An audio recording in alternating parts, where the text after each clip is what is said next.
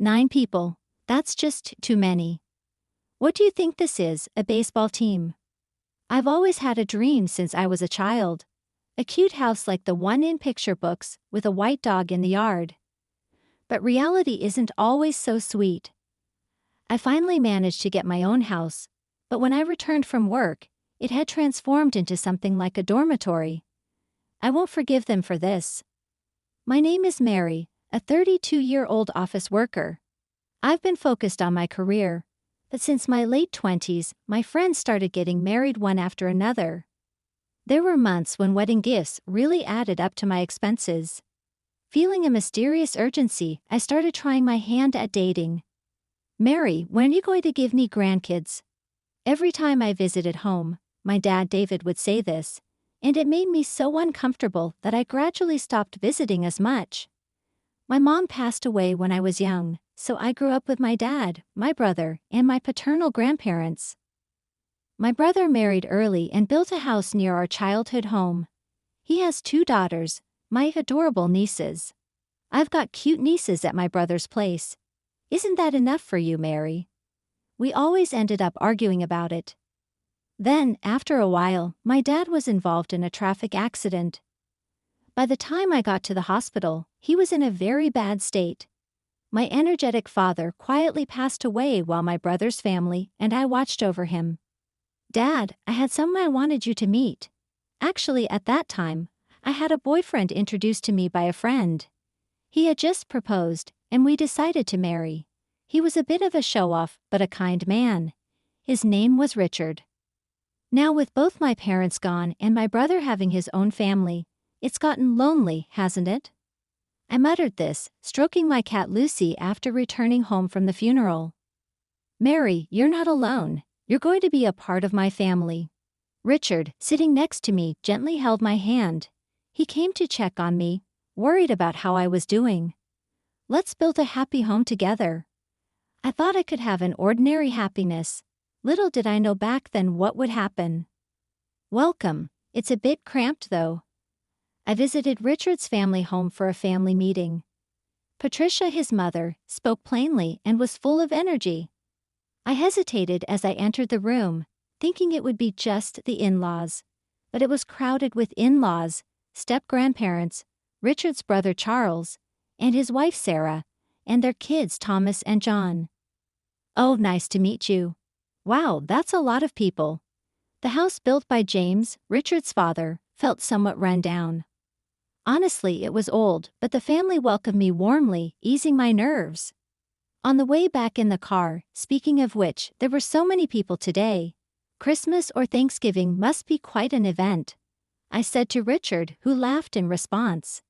It really is cramped. Can't believe they manage to live like that every day. Hearing this, I was genuinely surprised. Richard's family home was never really spacious. I thought it was just a temporary gathering. 8 people in that house. Wow, that's something.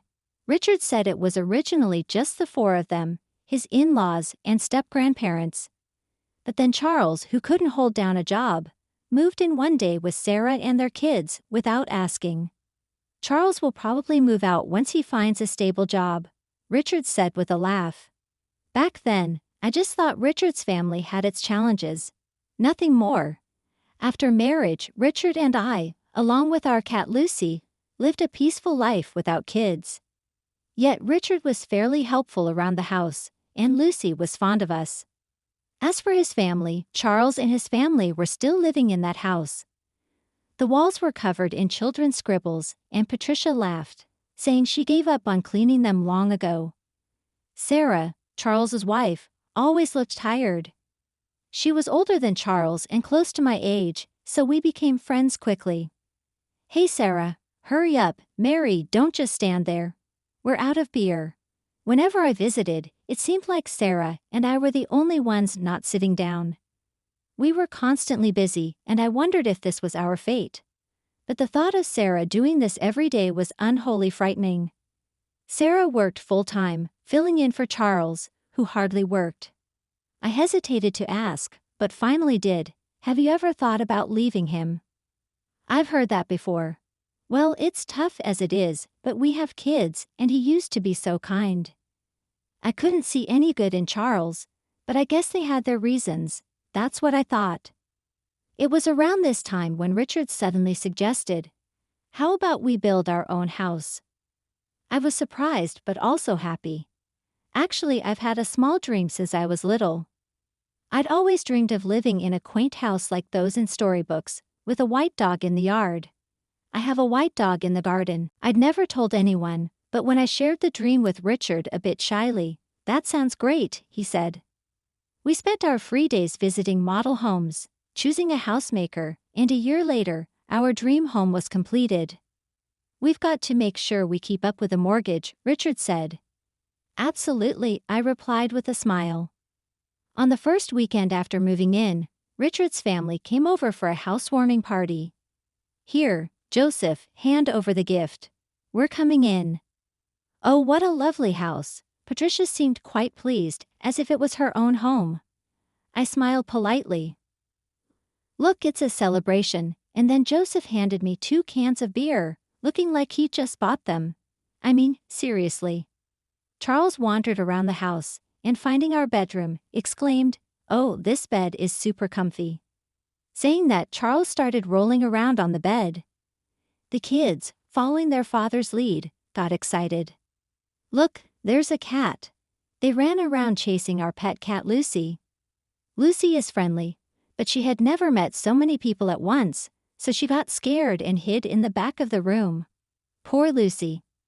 I glanced at Charles and Richard, who had already started a party with the in-laws. "Mary, Patricia is insisting on appetizers. Quickly, can I use your kitchen?" "And sorry about scaring Lucy," Sarah said apologetically. Why is someone as nice as her with a guy like that? I had grown to care for Sarah like a real sister. "I'll handle it, Sarah. You relax," I said, but she still helped with the cooking while managing the kids. The step-grandparents were always quiet, almost like dolls, not talking much. But they said, "What a lovely home, right, James?" "Yeah, sorry for the noise," James replied, even though the loud ones were the in-laws. The step-grandparents were the ones with common sense in that house. In other words, the odd ones out were the in-laws, Charles, and probably my husband, Richard too. From then on, the in-laws and Charles would visit our house almost every weekend.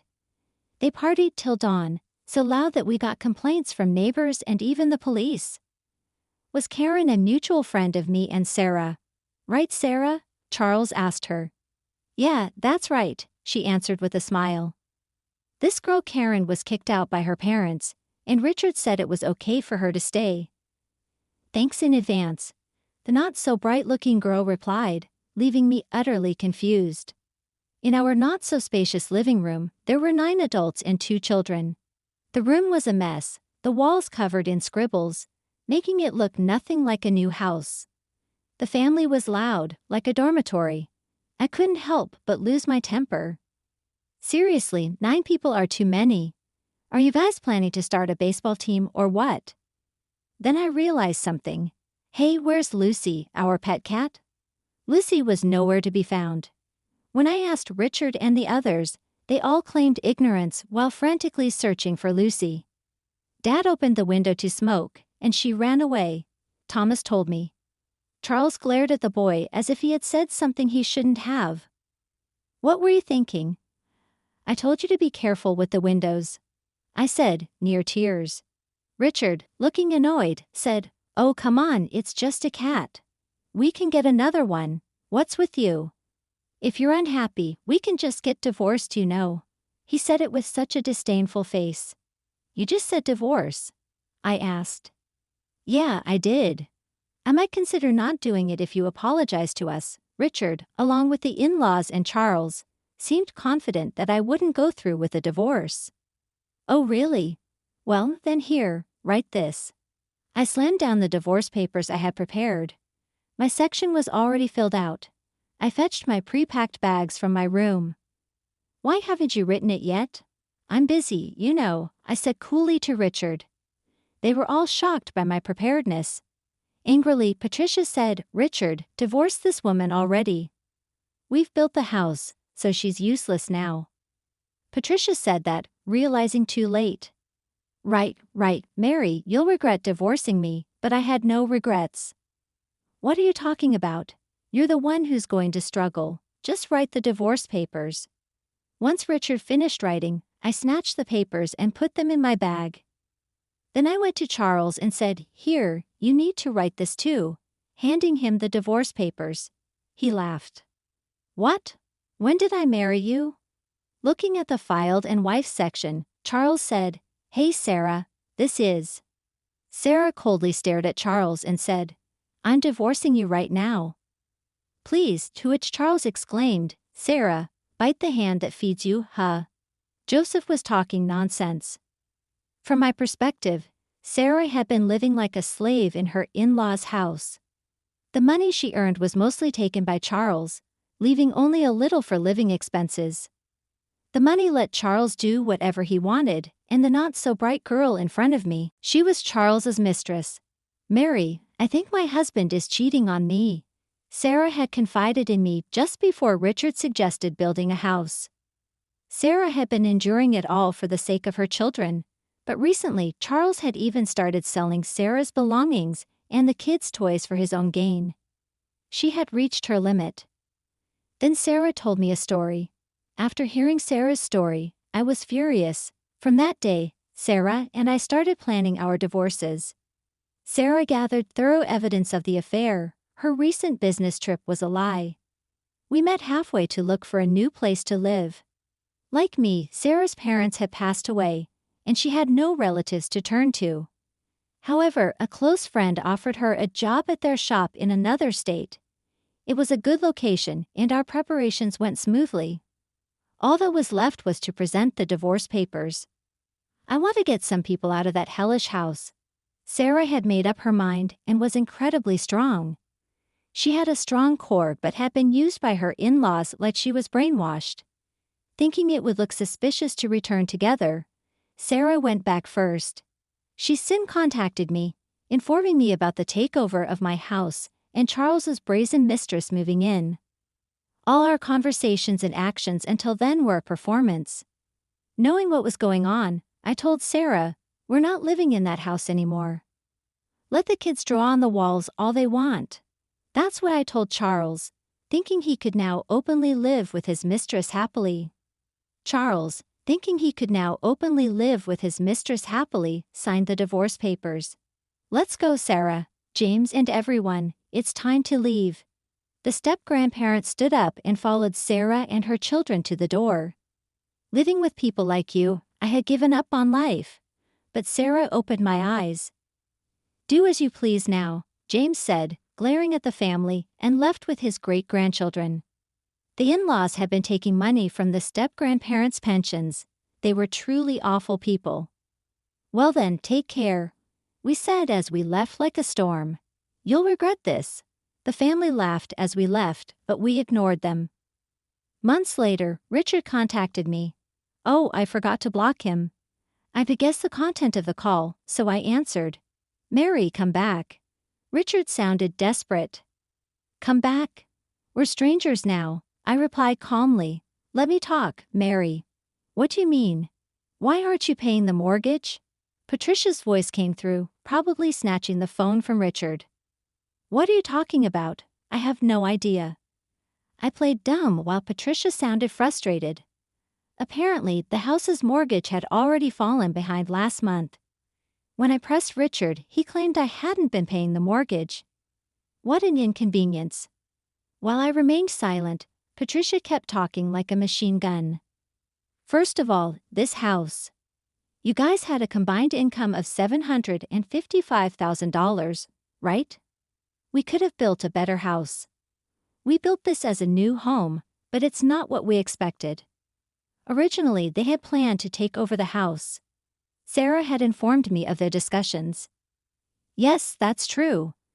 But with Richard's $30,000 salary, the bank wouldn't lend us more. If we had taken a joint mortgage, maybe we could have gotten a better house." Hearing this, "Richard, you lied." I could hear Richard and Patricia arguing on the phone. I ignored them, ended the call, and finally blocked his number. Richard had a pretentious personality. He always wanted to impress others, especially outside his family. When he suggested building a house, I already had divorce in mind. I told him a friend's husband got a mortgage on his own. How cool is that? I heard these stories like a spell. Richard, wanting to show off, opted for a solo mortgage. I had to hold back my laughter. He probably didn't tell his family because he was afraid of them knowing the truth. But I didn't care. The house was built to Richard's taste. I had no attachment to it anymore. Richard hadn't cheated, but there were no alimony or penalties in our divorce. So to spite him, I left him with a mortgage debt as my revenge. Let him suffer. And I was able to rescue Sarah, whom I cared for like a sister, from that house. That was my main goal. Later, they couldn't pay the mortgage and the new house was repossessed, but it was a mess inside, with scribbles everywhere and walls yellowed by cigarette smoke from Charles and his mistress. It didn't look like a recently built house. Richard had to rent a cheap apartment, and Joseph and Patricia ended up moving in with him. They'll probably never leave him alone like parasites. I don't care. They're strangers to me now. The only good thing about my former in-laws was that the children weren't affected. Otherwise, they were the worst. Sarah, as Charles's ex-wife, successfully claimed alimony through a lawyer. She had to borrow money but managed to pay it off. I'm glad for her. Charles and his mistress became outcasts in their community and are now missing. They haven't repaid their debts, confirming how awful they are. Sarah is happily working at her friend's place. Her kids are doing well too. I hope they find happiness this time. James and Barbara seem brighter now, like a weight has been lifted. They sold the old family home and are enjoying their retirement in a distant place with their savings. That's great news. As for me, I've requested a transfer to a local office. I was reunited with Lucy, my cat, thanks to social media. Someone in the neighborhood had found and taken care of her. It's good she's friendly now. I live alone in my late father's house with my brother's approval. I'm saving to build my dream house, and someday I hope to introduce someone special at my father's grave. Today, I'm working hard towards that goal.